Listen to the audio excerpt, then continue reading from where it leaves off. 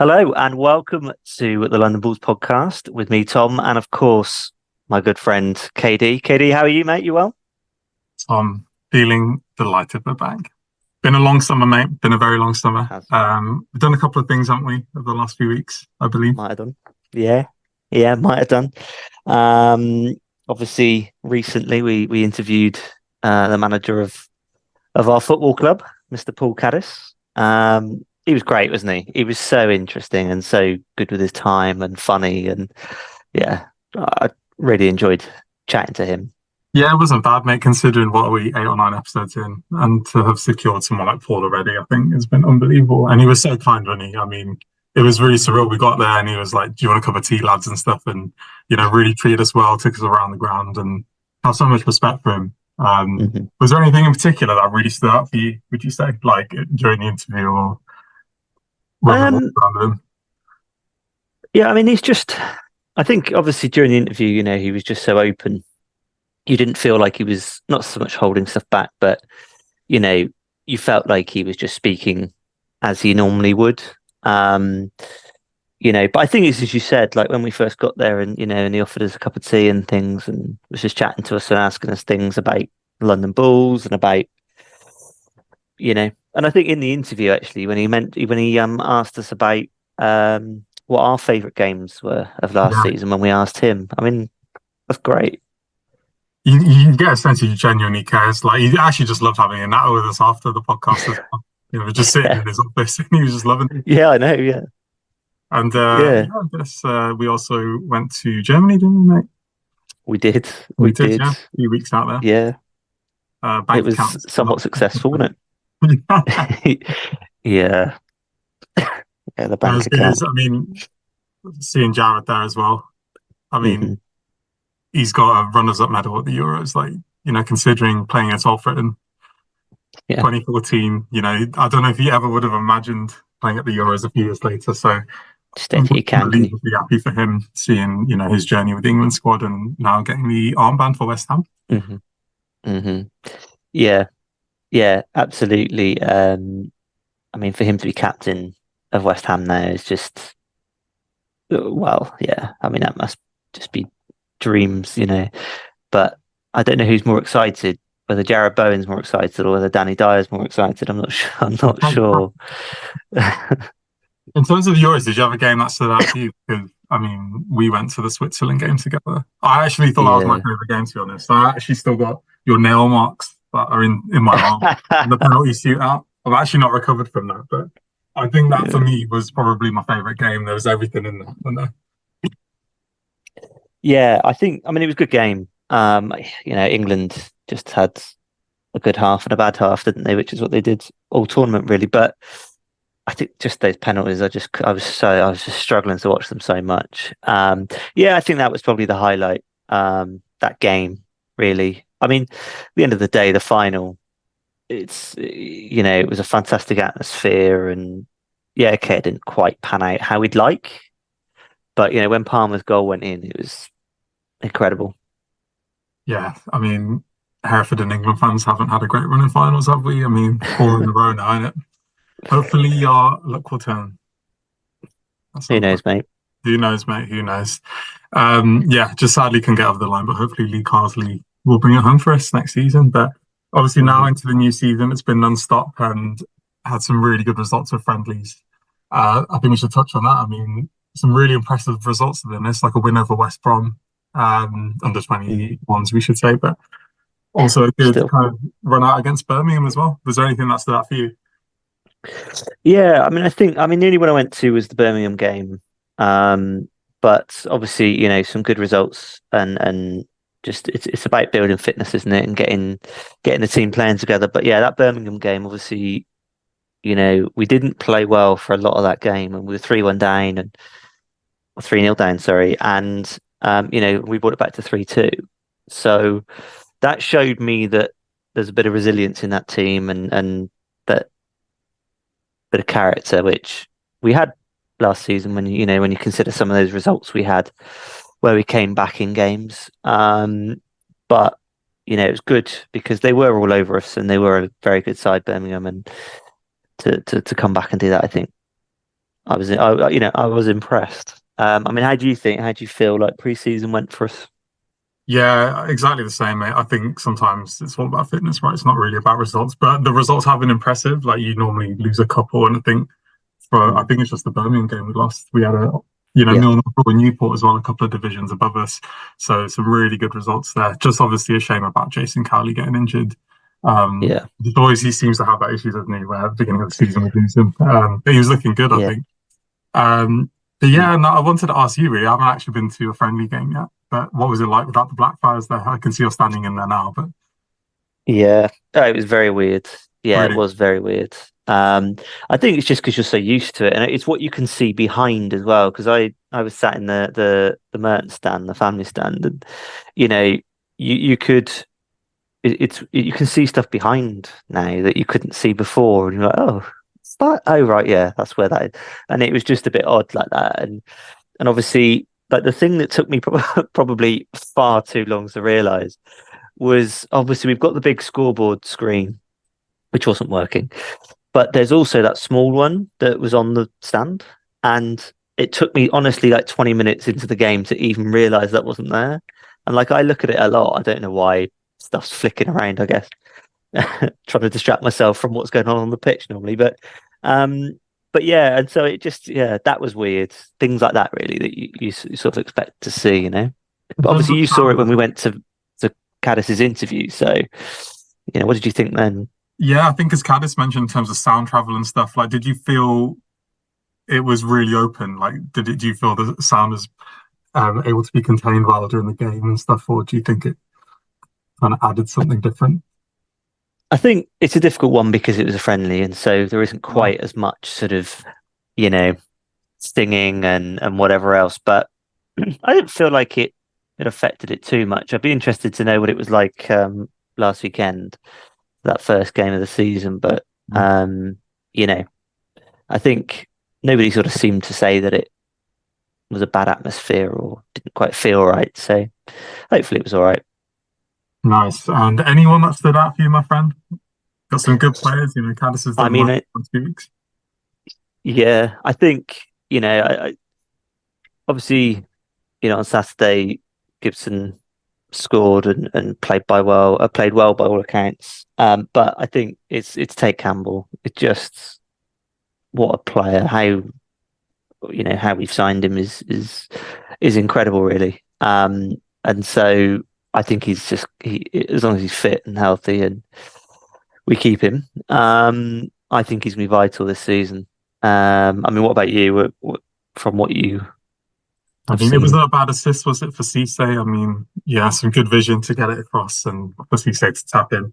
But I mean, Cosmos Matwasa, I mean, the guy's an absolute unit, isn't he? I mean, he's Hmm. so strong that Che Tilt ran into him and injured himself in training last week. So he's the kind of guy you don't want to mess with on a night out.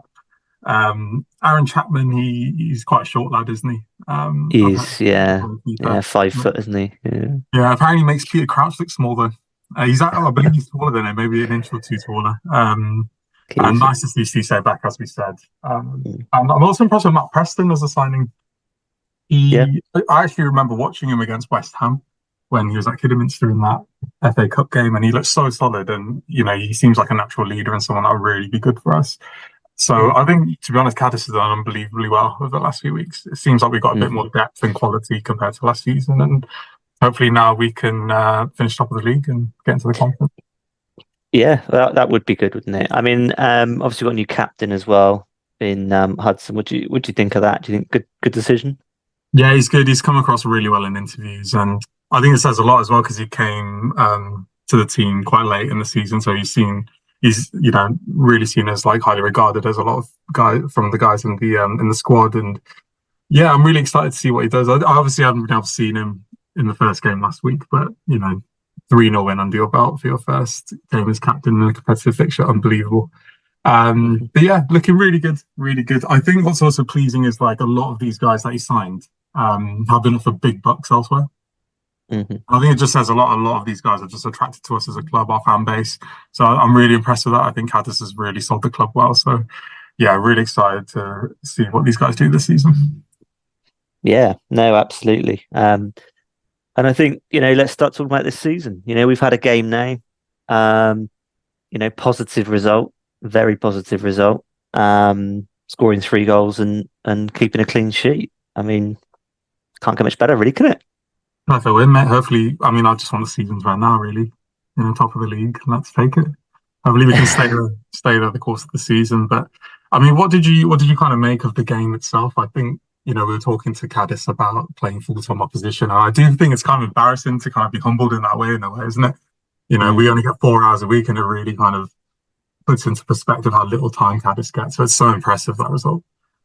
Yeah. No, it's as you say, 4 hours a week, and they're getting more than that a day. So it's it's a big difference, isn't it? And I think when you consider, South Shields beat us 3-0 at Edgar Street last season, and then they were sort of favourites to, and still are. It's one game, but to be certainly in that shite of playoffs, and so to go and do that, it is the first game. You never know quite how much it means, because we might have just had a really good day, clicked, and they might have just not, and they may get there and whatever, but hopefully we can build on it, keep building on it, but it's promising. It's good, it's great that Montel Gibson's got his goal, especially at home. Willow, because a little bit like Kaylee, we didn't have him at this point last season because of injury, and so it's good to have him, and he's already scored. And you couldn't wish for much more. And then, of course, the man, the myth, the legend that is Cisse, scoring to wrap it all up. It's great. Yeah, I'm really happy we kept him, and I'm surprised he wasn't picked up, because I know he was training abroad, wasn't he? I think he was looking at moving to a different country and playing there. So really grateful we were able to keep him. I think a lot of that has been down to funds raised in the squad builder. So fans deserve a huge amount of credit for the money they raised. And what that's been able to bring in, really, Cadiz has really utilised that well and brought in some quality players. And big game against Chorley. On Saturday, they won their game. How are you feeling? I know you're going up to the match yourself. Yeah. I think you've got to go with confidence, because we got a good result. I think they won. Not sure the scores. I know it was a late penalty. I think they won. So, who knows? They may not be quite on it yet. But top of the table clash. You can't really go wrong, can you, at this time of the season? Yeah, we'll smash them up, mate. I think we got confidence going up the last season and winning. Also interesting, I didn't realise Boyzone are in talks of taking over Chorley or having some kind of ownership stake in them. So they could be the next Wrexham at some point. Yeah, Boyzone, I didn't realise and I think they're looking at being the face of Chorley, taking them global. In talks of taking over or having some kind of stake. So yeah, really interesting to see what happens with that, and whether they'll go down the Wrexham route. Who knows? We'll probably see a documentary on them or something in the next few seasons. But yeah. It's a really tough place to go, though, aren't they? I don't know if Chorley are full time or not. I'm not entirely sure, but they're always going to be up and thereabouts. So I'm expecting a big season from them as well. And Peterborough Sports on Tuesday. It's back to back. But how do you feel about them? I've always found Peterborough Sports a bit of a bogey team. They're kind of one of those sides that just a bit of a scrappy game with it, like when you come up against them.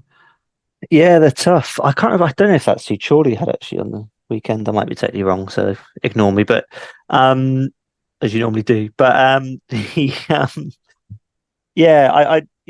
as you said, it's Peterborough always seem to be a difficult side for us, and at home you'd hope that, and it's the holidays, so we might get a decent crowd there, and if we can win on Saturday against Chorley, then that'll mean hopefully more people going. It would have been good to been able to watch it.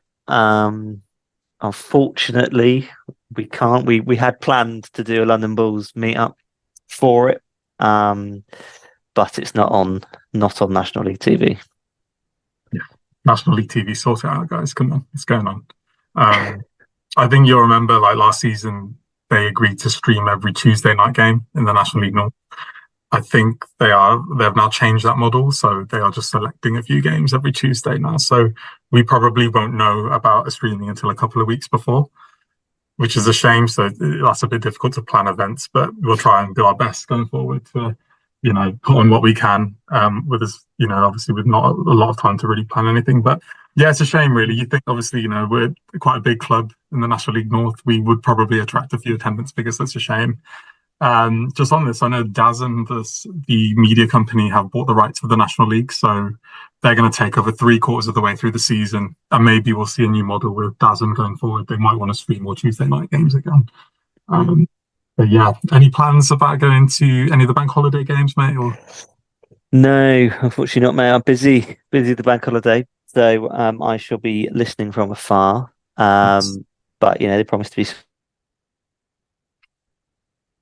good games. yeah, I mean, mate, Southport, tough old place to go. That always heard it's very windy up there, and then Radcliffe at home. So yeah, a lot of fixtures coming thick and fast at the moment.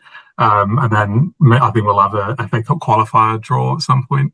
Hopefully we get a London-based side, so that'll be easy for us to get a group down to go and watch a game there. But yeah, nice. It's been really busy on the season front. And in terms of London Bulls specific things, mate, I mean, maybe we should talk about the membership sign-up forms. I think that's been really positive to see. So we launched we want to kind of consolidate the London Bulls a bit more, see who's around in the area. And we got 53 people signing up who are interested in like events in the area and keeping up to date with what's happening with us. So that was really positive. Like, was there anything that stood out for you? Because I know we kind of looked over the stats of that and stuff, and it was really nice to see that, wasn't it? Yeah, absolutely. I mean, phenomenal numbers signing up. Just I think I'm just blown away by the support and the interest, and people being interested in doing events and helping out and yeah, I think thank you to everyone who filled that in, and if you haven't, it's still around on our social media sites, so by all means stick your details down and we're not going to bother you too much. It'd just be the odd email, and if you want to be in the WhatsApp group, it is fun on a match day. Everyone's having a bit of a chat about the game, and if you don't want to know the result, you're not in the right place in that group, because there's a lot of messages flying around if Hereford score. You get told it's 1-0 about 15 times. It's great. It's fantastic. Yeah, I think that's something we've touched on in our first couple of podcasts, is how important a group like this is in London.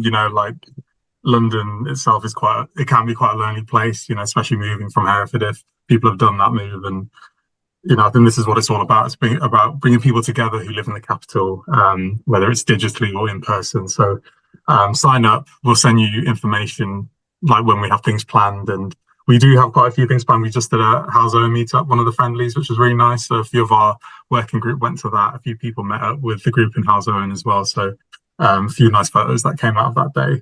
Obviously, the result wasn't what we wanted, but friendly at the end of the day. And we have a meetup in Brackley, which is going to be good. That's one of our closer games, even though it's awkward as hell to get to. Not for me. Yeah, not for you, mate. Hopefully, we can. I think we were actually saying as well, some of our closer games are a bit awkward to get to because we've been put on Tuesday nights, and our game is a Needham Market. Hopefully, we can jump in your car for that and get a bit of a crew going. Yeah, absolutely, mate. Just give me 50 quid for fuel, you'll be all right. Yeah. I think you have to sort your own travel company out now, mate. I have to, mate. Yeah. Travel in the southeast area. Tom's Tours. Tom's Tours. I'm liking it. Yeah, so if you're interested in coming to Brackley, please let us know. Drop us a message. And we're also looking at doing hospitality, a London Bulls hospitality day on the 9th of November at Egger Street, which would be against Marine. So if you would like to come, please get in touch, and you're more than welcome to join our table.